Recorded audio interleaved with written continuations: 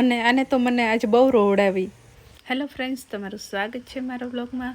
તો બધાને જય માતાજી, ઓમ નમઃ શિવાય. અને સવારના 7 વાગી ગયા છે અને આપણે દિયાબત્તી થઈ ગયા છે અને અહીંયા નાસ્તાની તૈયારી પણ થઈ ગઈ છે. તો સૌથી પહેલાં આપણે પૂજા કરી લઈશું અને પછી નાસ્તો કરીશું. તો અહીંયા આપણે સરસ મજાનો તાપ આજ આવી ગયો છે. હું તમને બતાવું કે આજ તડકો બહુ મસ્ત આવ્યો છે. તો સવારનું વાતાવરણ છે.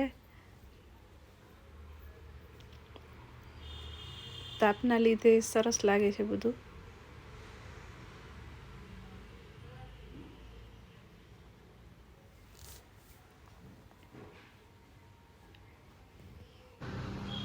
સામે જો અમારે ઘર બને છે, એમાં 2 બારી નખાઈ ગઈ છે. તો હવે અંદર આવીશું, નાસ્તો કરી લેશું ને પછી મળીશું. તો અહીંયા આપણે બપોરના ટિફિન માટે દૂધી બટેકાનું શાક બનાવી દીધું છે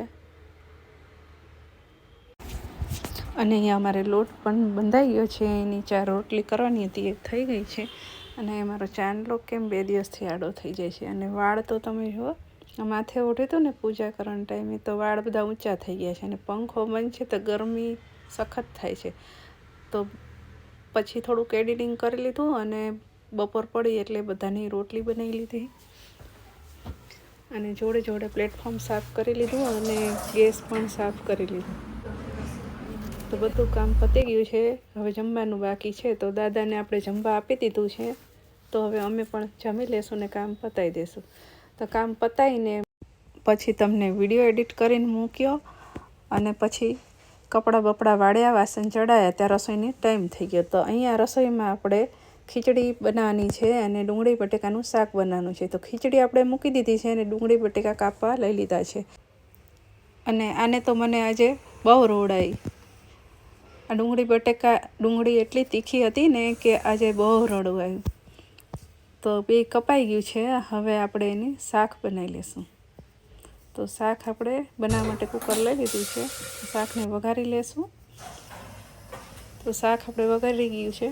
હવે આપણે બધું સાફ કરી નાખશું અને આજે છાશ બનાવવાની છે તો છાશ પણ બનાવી નાખશું. તો દહીં કાલે જમાઈ દીધું હતું. તો ખીચડીનું શાક તૈયાર થઈ ગયું છે. હવે આપણે છાશ બનાવી દઈશું અને એમાં સરસ મજાનું મીઠું અને શેકેલું જીરું નાખીને એને આપણે ફ્રીજમાં ઠંડી થવા મૂકી દઈશું.